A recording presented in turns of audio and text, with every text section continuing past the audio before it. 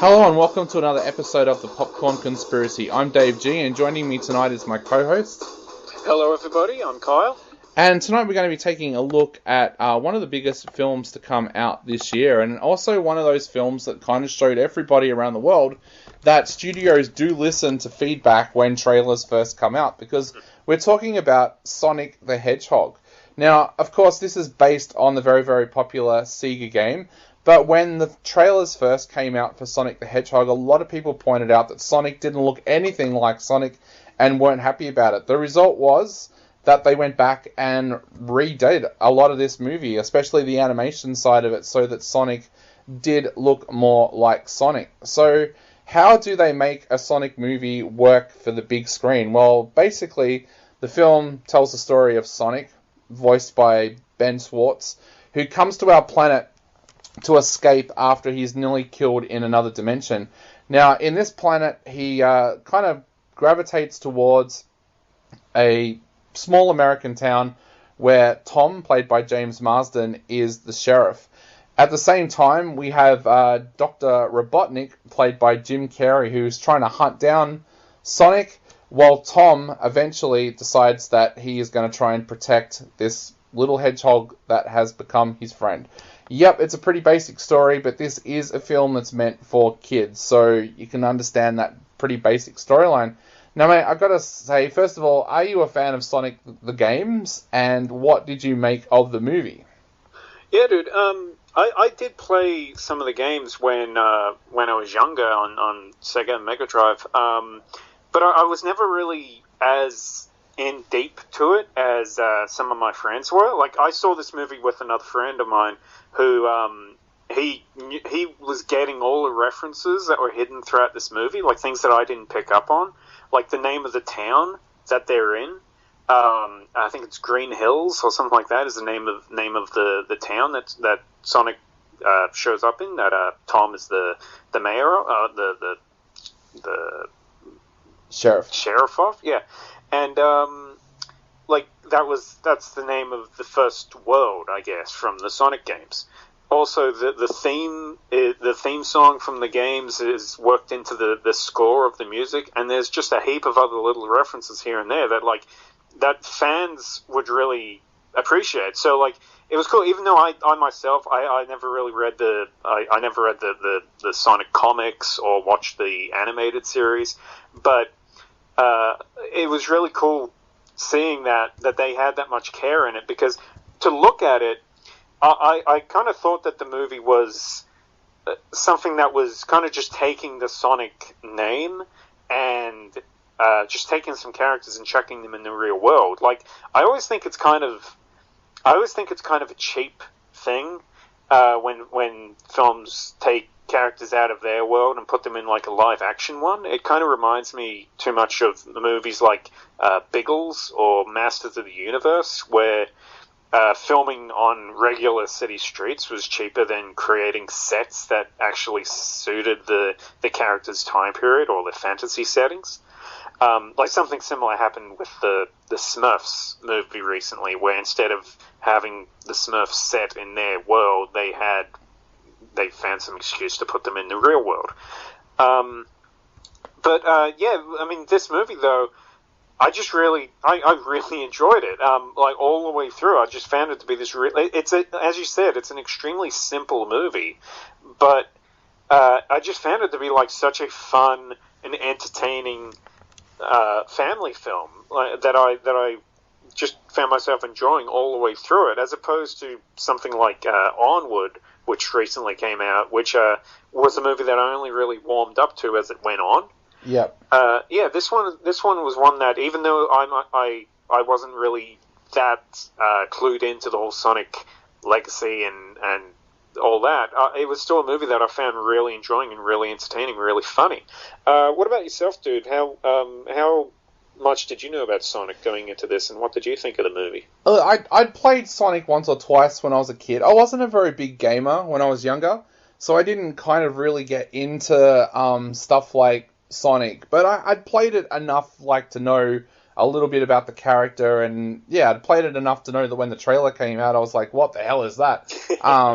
But I went into this movie expecting absolutely zero, and for two reasons. One, I had no interest in Sonic, and B, I'm not a huge Jim Carrey fan. Like, he's someone that I find really grating in movies. Like, I've gone out of my way to avoid some of his movies, like that were big when I was a teenager. Like, even back then, I couldn't stand him, so I've, like, gone out of my way to avoid his movies.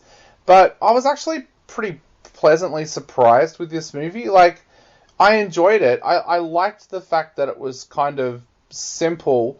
I was kind of disappointed that they weren't as creative as the guys were who put together Detective Pikachu, but I also saw this movie with some people that were big Sonic fans, and like talking to them about it, I realized that there was a lot in this movie that was taken from the games, and they were in absolute raptures over this movie.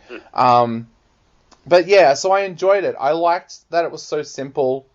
It kept me entertained, but yeah, I was a little bit disappointed that they weren't as creative as they were with something like Detective Pikachu. Yeah, I mean, what I was thinking with in comparison to Detective Pikachu, I guess it might even go back to the whole redesign of the Sonic look. Was that I didn't think that the CGI in this movie really looked as good as the CGI looked in Detective Pikachu. Like, the Pokemon in that movie looked really physical. They looked like they were really a part of the world. Whereas here, I don't know, there was just something a little bit off about Sonic that I kept thinking, he doesn't quite look like he's really there. It looks like he is a CGI animated character, but it was just something that he never really quite looked that he didn't have that final level of polish that I think the Pokemon and Detective Pikachu had. Yeah. I don't know. Like how much of that might have had to do with the whole redesign thing that they had to go through when making this movie. That, like, apparently it didn't cost that much more money to totally change the look of the character. I know there's a lot of people that are even saying they think that it's some kind of it was just a publicity stunt, that they had no intention of releasing the movie with Sonic looking like he did in the original trailers, and I really never thought that's true. I think that's just kind of like just real conspiracy theory stuff.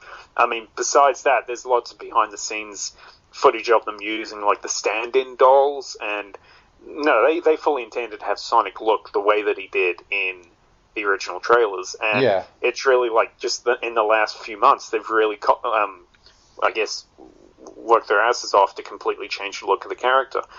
That might have made the character not look quite as good as he could have looked. Maybe if they'd just been spending that time just finishing up the CGI on the original design rather than needing to completely redesign it. But I never really. At the same time, I never thought that it was really a big deal. Because, like, even if it didn't really look that great, the movie was just so fun and so entertaining, and that you could forgive it. It was the same thing that I get when watching Rise of the Planet of the Apes. I always thought that Caesar in that movie didn't really look that good, but it was a movie that you just forgave for that as it went on. You just kind of forgot about it, and you just accepted it as part of the movie. You say about like Jim Carrey. I guess I was always a fan of Jim Carrey's movies throughout the 90s. So the ones that you hated, I guess I was a huge fan of. Yeah.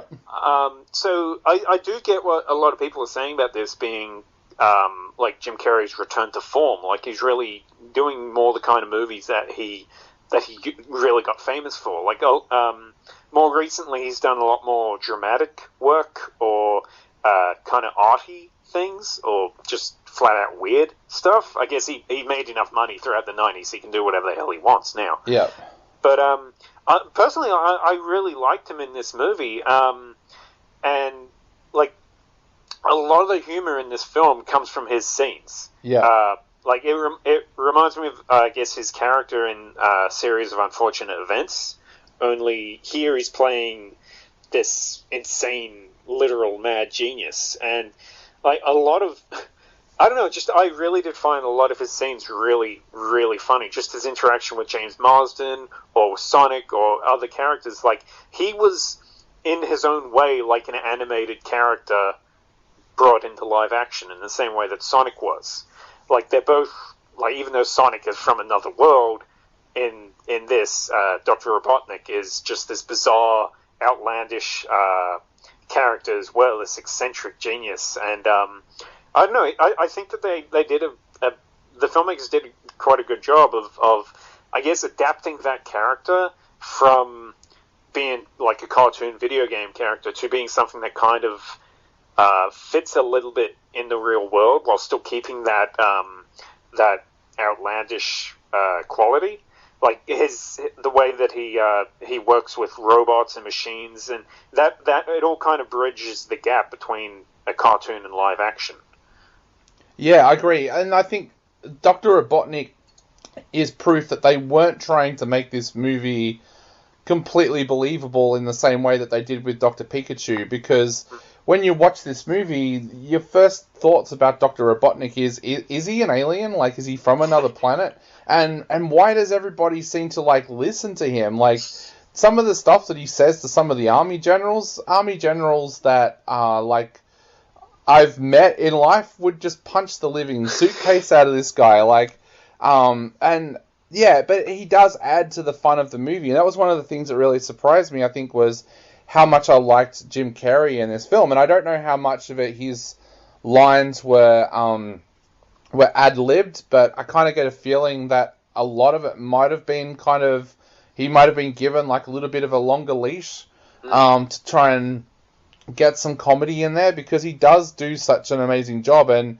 even though he is the bad guy, you kind of like his character because he is so flamboyant and does it so well. I think also, having said that, it's good to see James Marsden back as well in like a big film like this, because I loved movies that he did when he was younger, like Disturbing Behavior and of course like X-Men and stuff like that, and he's kind of like he's become like one of those characters like an Ethan Hawke, where he's kind of disappeared a little bit out of the mainstream. But yeah, it was really good to see him in a film like this, and I like the fact that they kind of made these characters kind of well-rounded. Like, Tom's not just your stereotypical kind of one-dimensional character that you would see in a movie like this. Like I said recently when I was talking about the new John Cena movie, that one of the things I didn't like was that characters like John Leguizamo's character were really one-dimensional. There was, outside of the fire station, there was nothing like reference to these characters' lives. But with Tom, you get to see his relationship with Maddie, who's played by Tika Sumpter. You get to know what makes him tick, like that he's a nice guy. Like, he's got a career as a sheriff, but he wants to move to the big city to try and like become a cop where he actually gets the chance to help people. Like, that kind of thing is rare in these kinds of movies. His character and Dr. Robotnik in most kids' films would be plain boring, with not much characterization and just there to do whatever they do while Sonic gets most of the laughs. So I kind of like the fact that, yeah, they make Tom a well-rounded character that people watching can relate to, and at the same time, they make Dr. Robotnik the flamboyant, over-the-top character that provides a few laughs, because they're not just relying on Sonic to get those laughs. Yeah, definitely. The movie, it's surprisingly good in that respect. Like, the bond that grows between Sonic and Tom, where like Sonic is like he's this like alien character who's grown up completely alone on Earth, but he's still a kid. So he has, and he's grown up in a world where nothing can really hurt him because he can move so fast, and so he has this cocky nature, but at the same time he's completely alone. Yep. And there's some sad parts in this movie about that, because it's like he doesn't have any friends. He's like, yeah, he's all fun and reads comic books and all that stuff, and he makes jokes, but he's completely alone. He's got no friends. He doesn't have anybody to talk to. So pretty much like he looks at Tom as being this